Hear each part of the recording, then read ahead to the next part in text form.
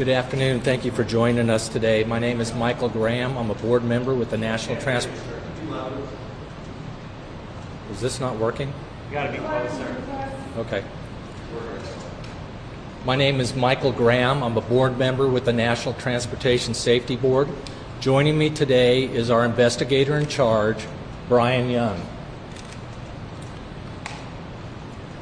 At approximately 8:25 p.m. Eastern Daylight Time on Saturday, May 17th, the Mexican Navy tall ship Cuauhtémoc struck the Brooklyn Bridge on the East River, damaging the ship's three masts. Local authorities have reported that there were 277 personnel on board. Unfortunately, we had two fatalities during the bridge strike. And before I go any further, on behalf of the NTSB, I wish to express my most sincere condolences to the families and loved ones of those who lost their lives in this terrible tragedy.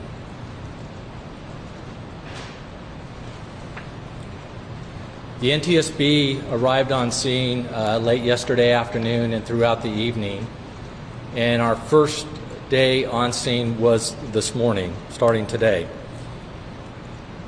We are here to gather perishable evidence, and that's what we will be doing the whole time we will be on scene, and that'll take as many days as it needs to be.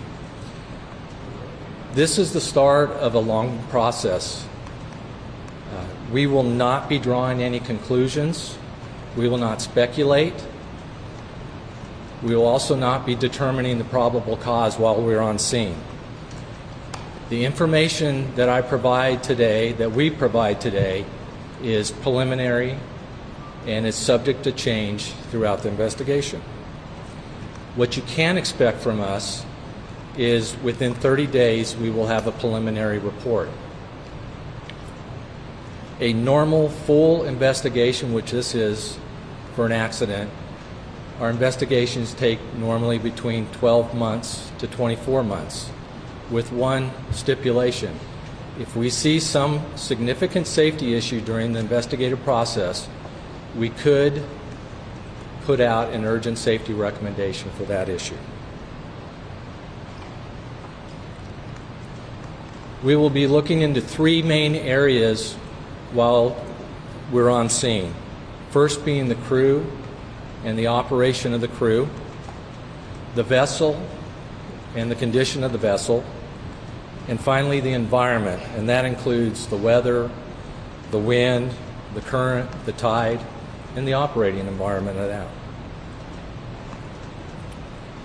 This morning we had an organizational meeting, and we set up various teams, split up into different teams, and they are currently nautical operations, marine engineering, bridge engineering, survival factors, and recorders. We are currently working with our counterparts with the Mexican government to gain access to the ship. We are optimistic that we will have that access very soon. In the meantime, we are working to set up parties to the investigation. The U.S. Coast Guard is always a party to a marine investigation. They're automatically a party. And we thank them for getting on scene very quickly. And we do appreciate all their support so far in supporting our lead in this investigation. The bridge team from our Office of Highway Safety has been working today with the New York City Department of Transportation, and they were doing a survey with the department there, and they have affirmed at this point that there is no significant structural damage to the load-bearing elements of the bridge. There is some damage on one of the travelers, which they use to access and survey the bridge at this point, but nothing structural from the bridge is an issue at this point. I will point out that the NTSB has long had an interest in bridge safety, including bridge strikes. Just 2 months ago, we released an interim investigative report about the collapse of the Key Bridge in Baltimore after it was struck by the Dolly, in which we made urgent safety recommendations to numerous bridge owners. These included recommendations to calculate the risk of bridge collapse after being struck by a ship, and if that risk is over an industry threshold, to take steps to mitigate the risk. We have received comments back from the New York City Department of Transportation. We just received it. We're in the process of evaluating it, but accordingly they have reported that they have run the assessment and their threshold, their calculation is below the threshold. Sure, you bet. Our recorders group today, they've been canvassing the shoreline along the area where the accident is, trying to assess any closed-circuit TV and security cameras, and they have had some success today. We are very well aware that there's a lot of video out there in social media of people from cell phones and the such, and we would ask if you have video to first email us at witness@ntsb.gov. Again, that's witness@ntsb.gov. And we ask that you email us not the video, but that you have some. We will then send you a link to upload that video. We also have two personnel with us from our Office of Transportation Disaster Assistance, and they have been coordinating outreach with the Office of the Mayor of New York City, and we appreciate having them on scene. I will now turn it over to our investigator in charge, Brian Young, to give us some preliminary factual information. Brian? Thank you. Based on preliminary navigational data, I can provide the following timeline for the vessel's movements in New York. The vessel arrived on May 13th around noon and docked port side 2 at Pier 17. The vessel remained there for about 3 days, and at 8:20 p.m. on May 17th, with the assistance of a tugboat, began backing away from Pier 17. The intent was to sail south down the East River and head for sea. Preliminary weather report at this time was dusk conditions, westerly winds about 10 knots, and the current was about 0.3 knots towards the bridge. Upon departing the pier, the vessel's astern motion and speed increased up to 6 knots. And at 8:24 p.m., a VHF radio broadcast was sounded requesting assistance from other tugboats in the area of the Brooklyn Bridge. That was followed by 2 other requests for assistance. And at 8:24 and 45 seconds, the vessel's mast struck the underside of the Brooklyn Bridge. At 8:27, the vessel came to a stop. And at 8:30, both NYPD and FDNY assets were on scene.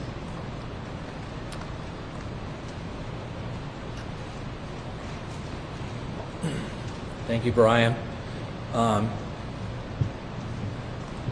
Please follow us on X at NTSB_newsroom. Again, that's at NTSB_newsroom for any additional updates or further briefings.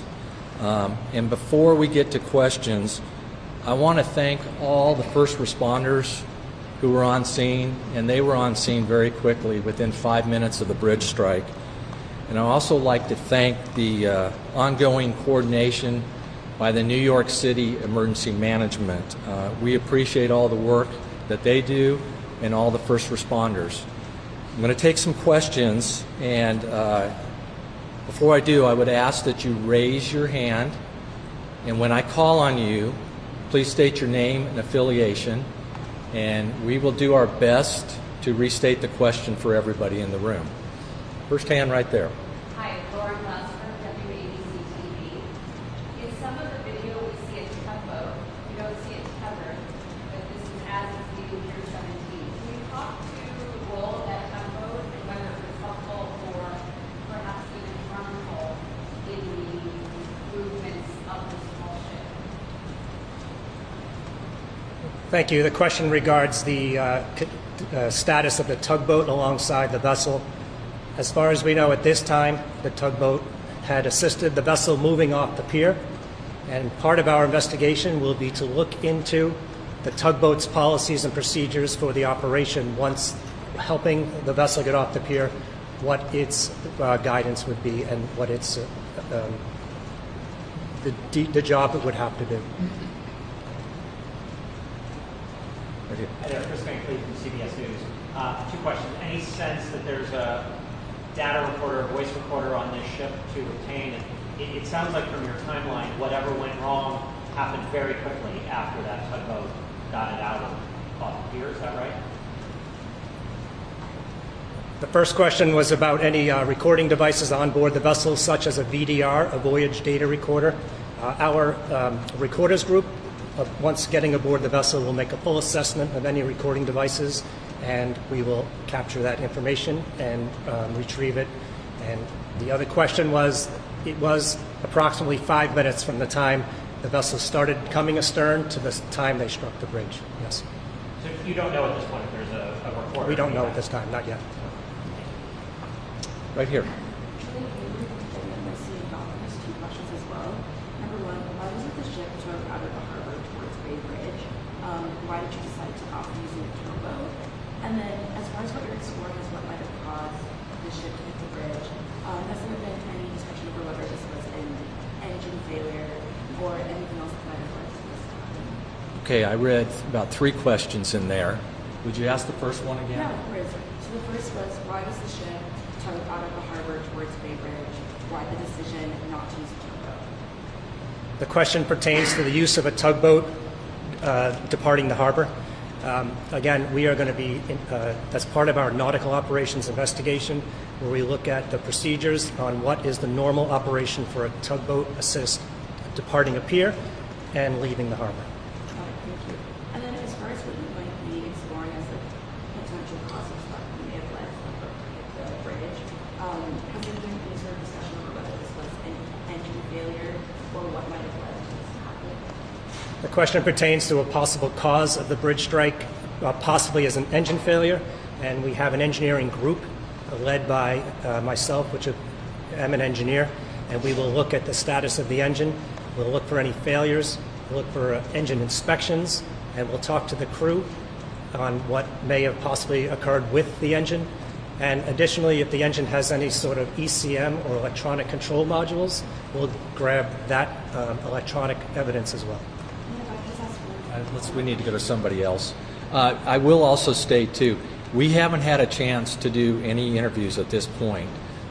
We need to interview the tugboat pilot, the harbor pilot. We'd like to, the captain of the ship, and there's a lot of some other crew members we want to do, but we haven't had that chance. And again, we are not determining a probable cause, and we're not going to speculate about one because we haven't gathered enough information yet. We're just at the beginning of gathering the factual information. There's a question right here. Hi there, Mark Morales. Two questions. You mentioned for the 6 knots. Is that typical for the boat when it's leaving, or was there some sort of an acceleration? The other question I had was when you talk about timeout, you said the boat left at 20, and at 8:24, the tugboat was called for help. When during that 4-minute period was it determined that the boat was out of control? I guess what I'm asking is when was the earliest? Was that the earliest time that the tugboat could call for help? It seems like that was only seconds before they struck the river to the lake. Okay. Go ahead and state the first question. The 6 knots. Was that typical of this kind of a thing, or was there some sort of another acceleration? Was that standard located at that time? The question regards the speed of the vessel at the time it made contact with the bridge, and it was at 6 knots. We are going to be accessing all the different electronic data to determine at what point the vessel began accelerating. We do have a bit of time where it was maintaining a constant speed of about 2.3 knots, and then the speed began to increase. And that's something we will be looking into as part of our engineering assessment of the operation of the engine. I'll have to check the data, but we have certain data points that we would be able to look at. And the request for help, we had one bit of navigational data that we were looking into. It was the VHF radio. There may have been phone calls. There may have been a cell phone call that we haven't yet discovered. But the first bit of evidence that we have that any VHF conversation was had was at 8:45. I'm sorry, I said 20:24 and 45 seconds. In the back. I'm sorry if you addressed this. Me, I'm sorry I'm sorry if you addressed this already as part of your back there. The NYPD put out a preliminary report saying that there was a power failure of some sort of mechanical issue. I understand you're not drawing conclusions now. Do you have any idea where the NYPD may have gotten that information from? The question's about the NYPD basically putting out preliminary information about maybe a power outage to the engine or something like that. We don't know where they got that data from. We have, like Brian has told us already, we haven't even had chance to access the engine.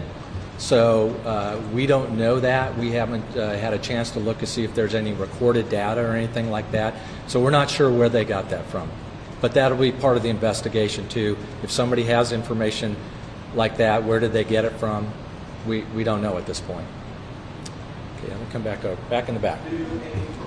A little louder, please. I know the air conditioning is really loud. Do you have any information about the ship departed early into the conditions?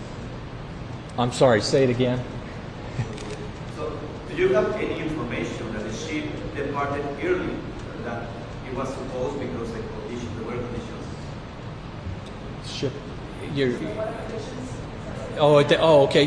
The question is, do we have any information that the ship departed early because of the weather coming in? We have no information on that at all. We haven't had a chance to talk to any of the crew at this point. And why is that? We are waiting. The question is, why haven't we had a chance to talk to the crew yet? We are working with our counterparts in the Mexican government to gain access to the ship, and hopefully with some of the crew members to be able to interview them. Not unlike the harbor pilot, the docking pilot, we're going to interview them here in the near future. Question? Have you gotten any response from the Mexican government? Have you actually spoken to some officials, or you are waiting to see if you are getting any response? The question is, have we spoken with the Mexican government and all? We have our officials, our counterparts on the other side. Our general counsel is working with them at this time. We're also working with the vessel agent, and we are very well aware that there's also other crews that the city would like to move the ship to a salvage yard very soon, and there's going to access that needs to be done so that they can actually assess the hull integrity from inside the ship, hopefully also. Another question right here. Sir, I have two questions for you. First, where exactly is the crew now and where is the ship now? And then secondly, in previous bridge strikes, what have been the spectrum of cause? Okay, you want to? The first question was where are the crew and the ship at this time? They are docked on the east side of Manhattan, and the intent is once it is deemed that the vessel is structurally sound, they will tow it to a repair facility. And they're living on the ship, living there? Yes, the crew is living on the ship right now. I know the second question about the spectrum of possible causes in previous bridge strikes in the U.S. Give me the whole question again. Sure. Can you just take us through the spectrum of past bridge strike causes? Okay, he's asking a question about the whole spectrum of previous bridge strikes and causes. There are multiple bridge strikes out there, and it depends on the size of the ship in many cases. The vast majority of them, looking at the statistics, have been barges. I think a lot of them are mainly on our inland rivers. We've had numerous recommendations out there over the years. The most current one we have was from the Dolly in Baltimore, and you saw the results of that bridge strike. It was catastrophic, so that's why we put out an urgent safety rec just here recently for bridge owners to take a very close look at their risk assessment of their vulnerability of a bridge being brought down by a boat strike or a ship strike. Okay. One more question, right here. So, I want to ask about the crew. We've seen that many of them went back to Mexico. So, the folks on the ship, are those people the ones that you need to interview? And could you just go into any detail about not being able to access the ship yet? Sorry, one more. I was at the ship this morning, and I saw some folks up on the masts moving some around. Is that an investigation? Okay, the question is about the number of crew. Initially, the first question, and how many of them left the ship. It has been reported that the city of New York helped approximately 179 cadets leave the country last night to go back to Mexico. And it has been reported also by the city that there are, I believe it's 94 crew members on board working. The other part of the question was about people working up in the mast earlier today. Yes, I was on scene myself on the dock. We did see some crews up there. I don't want to speculate what they're doing, but I know there is concern by everybody, especially those that are going to help move the ship to a shipyard, that we need to secure the mast up there, since some of it is broken off and it's entangled in the lines. So those are obviously going to have to be secured before the ship is moved, so that doesn't create another hazard. Okay? Thank you very much.